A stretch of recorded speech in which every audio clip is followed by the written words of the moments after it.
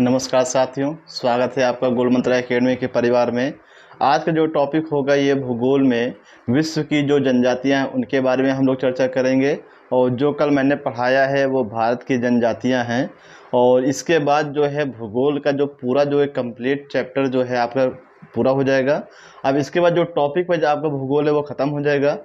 अब 2 या 3 लेक्चर भूगोल के आएंगे, वो भी क्या होंगे, विविध के होंगे। लगभग 2-3 लेक्चर और लगेंगे। इसका पूरा जो भूगोल है ये आपका कंप्लीट हो जाएगा। तो अच्छे से देखिएगा, नोट्स बनाइएगा, तो ताकि आपकी जो है अच्छे से तैयारी हो सके। और एक चीज़ और सलाह देना चाहेंगे, जैसे आप लोग ये बनाते हैं चैप्टर नंबर 1, लेक्चर नंबर 1, 2, 3, 4 करके आप कभी भी बनाते हैं तो बनाने के बाद 1 पेज या 2 पेज को छोड़ के दूसरा लेक्चर शुरू करेंगे, ताकि उस लेक्चर से संबंधित और भी जो पॉइंट आपको मिलते हैं तो आप क्या वहाँ पे जाके लिख सकते हैं। तो चलिए आज हम स्टार्ट करते हैं विश्व की प्रमुख जनजातियाँ। और कल हम लोगों ने पढ़ा भारत की जो प्रमुख जनजातियों के बारे में। तो पहले हम देखेंगे एस्किमो है, रेड इंडियन है, माया है, होपी है और यांकी। ये जो पांचों आपकी जनजातियां हैं ये आपकी हैं उत्तरी अमेरिका की। कहाँ की हैं आपकी? उत्तरी अमेरिका की। तो आपको याद रखना है एस्किमो, रेड इंडियन, माया, होपी, यांकी, ये पांचों जो जनजातियां हैं ये उत्तरी अमेरिका महाद्वीप की हैं। इतना आपको याद रखना है। तो पहले हम स्टार्ट करते हैं, पहले नंबर पे लिखा है एस्किमो। तो एस्किमो जो है उत्तरी अमेरिका की तो है, लेकिन ये कहाँ कहाँ पे अर्थात कितने देशों में ये निवास करती है? तो आपका आंसर होगा अलास्का हो जाएगा, कनाडा हो जाएगा और ग्रीनलैंड। तो अलास्का में भी एस्किमो पाई जाती है, कनाडा में भी पाई जाती है और ग्रीनलैंड में भी क्या है, ये पाई जाती है। तो आपको ये याद रखना है कि एस्किमो जो जनजाति है उत्तरी अमेरिका के कनाडा में, अलास्का में और ग्रीनलैंड में ये जनजाति निवास करती है। इससे खासियत ये है इस यहाँ पे कि इनके रहने के स्थान को इग्लू कहते हैं। ये लोग करते क्या हैं कि बर्फ़ के घर बनाते हैं। क्या बनाते हैं? बर्फ़ के घर बनाते हैं और वहीं पे क्या रहते हैं। तो उन बर्फ़ के घरों को क्या कहते हैं? इग्लू कहते हैं। क्वेश्चन पूछेगा कि एस्किमो जनजाति के रहने के स्थान को क्या कहते हैं? इग्लू कहते हैं। और इग्लू जो है ये बर्फ़ के ही क्या होते हैं? घर होते हैं। ये आपको याद रखना है। तो एस्किमो उत्तरी अमेरिका की है और देश कौन से? अलास्का है, कनाडा है और ग्रीनलैंड। आगे हम देखेंगे रेड इंडियन बहुत पूछा जाता है। क्यों? क्योंकि इसमें इंडियन लगा है तो बच्चे क्या करते हैं, तो भारत में किसी राज्य को या फिर भारत को ही बता देते हैं, जबकि ऐसा नहीं है। तो रेड इंडियन में हम देखेंगे तो रेड इंडियन मुख्य रूप से संयुक्त राज्य अमेरिका में और कनाडा में। तो संयुक्त राज्य अमेरिका और कनाडा में जो मुख्य रूप से पाई जाती है आपकी, वो कौन सी है आपकी? ये आपकी है रेड इंडियन। और जैसे हम लोग पढ़े हैं कि यूएसए और कनाडा के बीच में 49वीं समानांतर रेखा है। कौन सी है? 49वीं समानांतर रेखा। ये कनाडा और संयुक्त राज्य अमेरिका को अलग करती है। और यहीं पे क्या है आपकी? रेड इंडियन जनजाति पाई जाती है। तो 2 पॉइंट आपको याद रखना है कि रेड इंडियन जनजाति ये संयुक्त राज्य अमेरिका और कनाडा की सीमा रेखा पे निवास करती है। और संयुक्त राज्य अमेरिका और कनाडा जो है ये दोनों अलग होते हैं। कौन सी समानांतर रेखा है? तो आपको याद रखना है 49वीं समानांतर रेखा है। और अलग से एक चीज़ और याद रखिएगा, ये भी बहुत पूछा जाता है कि 38वीं समानांतर रेखा ये किन देशों को अलग करती है? तो ये आपका है उत्तरी कोरिया और दक्षिणी कोरिया। तो उत्तरी कोरिया और दक्षिणी कोरिया को अलग करने वाली जो रेखा है उसे क्या कहते हैं? उसे कहते हैं 38वीं समानांतर रेखा। जबकि संयुक्त राज्य अमेरिका और कनाडा को अलग करने वाली जो रेखा है वो आपकी क्या है? 49वीं क्या है? समानांतर रेखा है। जैसे हम लोग भारत में पढ़ते हैं, भारत और चीन के बीच की सीमा रेखा क्या है? मैक-मोहन रेखा। भारत और पाकिस्तान के बीच में क्या है? रेड क्लिफ रेखा। उसी प्रकार ये 49वीं और 38वीं है। आगे हम देखेंगे माया जनजाति। ये मैक्सिको और मध्य अमेरिका में पाई जाने वाली जो है ये माया जनजाति है। आगे हम देखेंगे होपी और यांकी। तो होपी और यांकी जो है ये भी संयुक्त राज्य अमेरिका में पाई जाती है। तो इस प्रकार से हम देखेंगे 5 जनजातियां हैं, एस्किमो, रेड इंडियन, माया, होपी, यांकी। ये पांचों जनजातियां उत्तरी अमेरिका की हैं। और देश अगर आपको याद रखना है तो Eskimo Alaska, Canada, Greenland. Red Indian कहाँ पे? कनाडा है, यूएसए है। माया कहाँ पे है? मैक्सिको और मध्य अमेरिका। और होपी यांकी ये भी कहाँ पे है? ये संयुक्त राज्य अमेरिका में है। आगे हम आते हैं बोरो जनजाति, और ये जो आपकी पाई जाती है दक्षिणी अमेरिका में। कहाँ पाई जाती है? दक्षिणी अमेरिका में बोरो जनजाति पाई जाती है। तो बोरो जनजाति जो है ये दक्षिणी अमेरिका में पाई जाती है। और दक्षिणी अमेरिका में कहाँ पे? तो अमेजन घाटी है, ब्राज़ील देश है और पेरू देश है। तो अमेजन घाटी, ब्राज़ील देश और पेरू देश में जो जनजाति निवास करती है उस जनजाति का नाम है बोरो जनजाति। तो ये आपको याद रखना है कि यहाँ पर मैंने एक ही बताया है कि दक्षिणी अमेरिका की एकमात्र जनजाति आपको याद रखना है, और उस जनजाति का नाम क्या है? बोरो जनजाति। क्या नाम है? बोरो जनजाति। आगे हम देखेंगे पिग्मी है, बुशमैन है, मसाई है, तुआरेग है, जुलू है। तो यहाँ देखें कालाहारी आपने देखा, सहारा देखा, तो आपको याद आ रहा होगा कि कालाहारी है, सहारा है, ये किस महाद्वीप में है? तो अफ्रीका महाद्वीप में। कहाँ पे है? अफ्रीका महाद्वीप में है। अब हम देखेंगे पिग्मी जनजाति। तो कांगो बेसिन, कांगो बेसिन वही है जिसको मैंने अक्षांश रेखा में पढ़ाया है कि विषुवत रेखा को 2 बार काटने वाली नदी का नाम क्या है? कांगो। इसे जायरे नदी भी कहते हैं, कांगो या जायरे नदी। तो इसी नदी के किनारे ही एक जनजाति निवास करती है, और उस जनजाति का नाम क्या है? पिग्मी जनजाति। क्या नाम है? पिग्मी जनजाति। ये कांगो नदी बेसिन के क्षेत्र में निवास करती है, और इस जनजाति की ये खासियत है कि ये जो जनजाति है ये पेड़ों पर ही अपना घर बनाती है। ये जो जनजाति है अपना निवास स्थान पेड़ों पर घर बनाती है, पेड़ों पर घर बनाती है। तो पेड़ों पर घर कौन सी जनजाति बनाती है? तो आपको याद रखना पिग्मी जनजाति, और ये कांगो नदी बेसिन के क्षेत्र में निवास करती है। महाद्वीप कौन सा है? अफ्रीका महाद्वीप। और अफ्रीका महाद्वीप एक ऐसा महाद्वीप है जहाँ से कर्क, मकर और विषुवत तीनों रेखाएं गुजरती हैं। आगे हम देखेंगे बुशमैन जनजाति।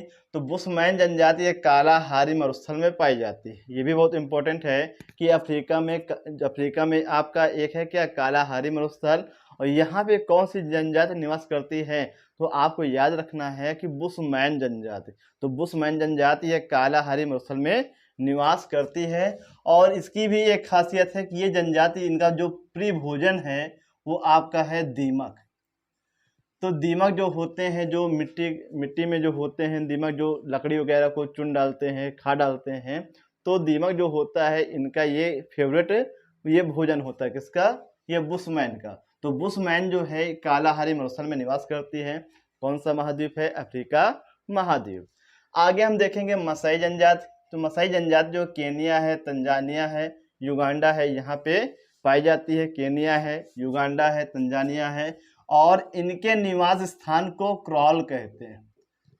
इनके निवास स्थान को क्या कहते हैं? क्रॉल कहते हैं। किसके? मसाई। तो मसाई जो जनजाति है ये केन्या, तंजानिया और युगांडा यहाँ पे निवास करती है, और इनके रहने के स्थान को क्या कहते हैं? क्रॉल कहते हैं। आगे हम देखेंगे तुआरेग जनजाति। तो तुआरेग जनजाति ये सहारा मरुस्थल में निवास करती है। कहाँ पे? सहारा मरुस्थल में तुआरेग जनजाति निवास करती है। ये भी आपको याद रखना है। फिर देखेंगे नेक्स्ट जुलू जनजाति। तो जुलू जनजाति जो है ये आपके साउथ अफ्रीका में है। तो इस प्रकार हमने देखा कि अफ्रीका में भी 5 जनजातियों के बारे में हम लोगों ने पढ़ा। पहला आपका पिग्मी है, दूसरा बुशमैन है, तीसरा मसाई है, चौथा तुआरेग है, पांचवा क्या है? जुलू। ये पांचों जो जनजातियां हैं ये अफ्रीका महाद्वीप में हैं, और देश के नाम, स्थान के नाम जिसके सामने लिखे हुए हैं। पिग्मी कांगो बेसिन नदी है, ठीक है। बुशमैन क्या है? कालाहारी मरुस्थल। मसाई क्या है? केन्या में पाई जाती है, तंजानिया में और युगांडा में। और तुआरेग जो है ये सहारा मरुस्थल में, जुलू जो है ये साउथ अफ्रीका में। आगे हम देखेंगे कि यहाँ पे नार्डिक और हेसला, तो ये दोनों जो है जनजातियां ये यूरोप की हैं। कहाँ की हैं? ये यूरोप की। ये जो अभी आप लोगों ने पढ़ा है ये अफ्रीका की है। कहाँ की हैं? ये अफ्रीका की हैं। तो यूरोप में केवल हम 2 ही जनजातियों के बारे में हम देखेंगे। पहली जनजाति है नार्डिक जनजाति, और दूसरी है आपकी हेसला। तो नार्डिक जो जनजाति है स्वीडन, डेनमार्क और क्या है नॉर्वे में निवास करती है। कहाँ पे? स्वीडन है, डेनमार्क है और नॉर्वे में निवास करती हैं। आप लोगों ने पढ़ा होगा कि नार्डिक देश कितने कौन कौन से होते हैं। तो नार्डिक देश जो है 5 होते हैं, 3 तो आपके सामने लिखे हुए हैं, स्वीडन है, डेनमार्क है और नॉर्वे। इनके अलावा 2 और याद रखना है, आइसलैंड और फिनलैंड, इनको आपको याद रखना है। और हेसला जनजाति जो है ये ब्रिटेन में पाई जाती है। तो हम लोगों ने देखा नार्डिक जनजाति और हेसला जनजाति, ये 2 जो है जनजातियां किस महाद्वीप की हैं? यूरोप महाद्वीप की है। तो हेसला को आपको याद रखना है, ये ब्रिटेन की है। आगे हम देखेंगे माओरी, ये भी बहुत पूछा जाता है। माओरी न्यूजीलैंड की है और ब्लैक फैलो जो है ये ऑस्ट्रेलिया की है। और कौन सा महाद्वीप है? ऑस्ट्रेलिया महाद्वीप। कौन सा महाद्वीप है? ऑस्ट्रेलिया महाद्वीप। तो माओरी न्यूजीलैंड, ब्लैक फेलो ये ऑस्ट्रेलिया। तो माओरी जनजात न्यूजीलैंड में पाई जाती है और ब्लैक फेलो जो है ये ऑस्ट्रेलिया में पाई जाती है। तो इस प्रकार से हम लोगों ने पढ़ा, ये आपके उत्तरी अमेरिका हो गया, दक्षिणी अमेरिका हो गया, यूरोप हो गया, सॉरी ये अफ्रीका हो गया, यूरोप हो गया, ये ऑस्ट्रेलिया। अब हम लोग कहाँ पे आते हैं? एशिया में आते हैं। कहाँ पे आते हैं? एशिया में आते हैं। तो इसके बाद हम कहाँ देखेंगे? एशिया के बारे में चर्चा करेंगे। तो एशिया में भी हम देखिए भारत आता है। एशिया में तो भारत की जनजातियों के बारे में हम लोग पढ़ चुके हैं, जारवा, सोमपेन वगैरह जो पढ़ चुके हैं कल। तो भारत को छोड़कर जो अलग अलग देशों में जो पेपर में पूछे जाते हैं उनके बारे में हम लोग देखते हैं।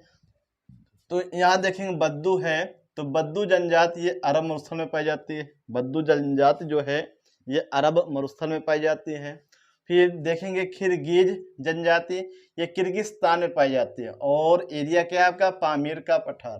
तो किर्गिस्तान में क्या है? पामीर का पठार है, वहीं पे एक जनजाति निवास करती है, उस जनजाति का नाम है किर्गिज।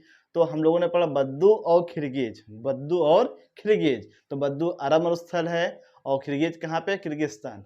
आगे हम देखें कैम्सिन, तो कैम्सिन जो रूस का एक स्थान है साइबेरिया, तो वहीं पे एक जनजाति निवास करती है और उस जनजाति का नाम क्या है? कैम्सिन है। क्या है आपका?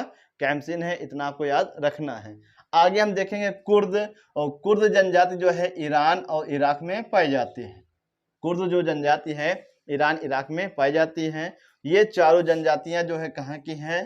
तो ये जनजातियां आपकी एशिया की हैं, इतना आपको याद रखना है। तो फिर से हम देखेंगे बद्दू, किर्गिज, कैम्सिन और कुर्द, ये आपके कहाँ की हैं? एशिया की हैं। और एशिया में कौन कौन से स्थान है वो मैंने बता दिया है। बद्दू जो है अरब मरुस्थल का है, किर्गिज किर्गिस्तान का है, कैम्सिन साइबेरिया का है, कुर्द ईरान और इराक का है।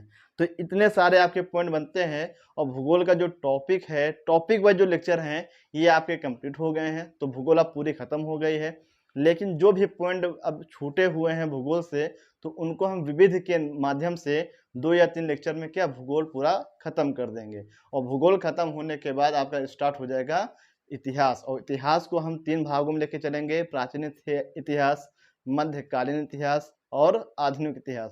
तो तीनों को लेके चलेंगे, उसको भी क्या है हम कंप्लीट करेंगे। तो आज आपका क्वेश्चन है, आपको बताना है कि दिल्ली सल्तनत का पहला ऐसा कौन सा मुस्लिम शासक होता है जिसने खलीफा की उपाधि धारण की है। दिल्ली सल्तनत का ऐसा प्रथम मुस्लिम कौन सा शासक होता है जिसने पहली बार खलीफा की उपाधि धारण की थी। इसका जवाब आपको कमेंट सेक्शन में लिख के बताना है। जय हिंद, जय भारत।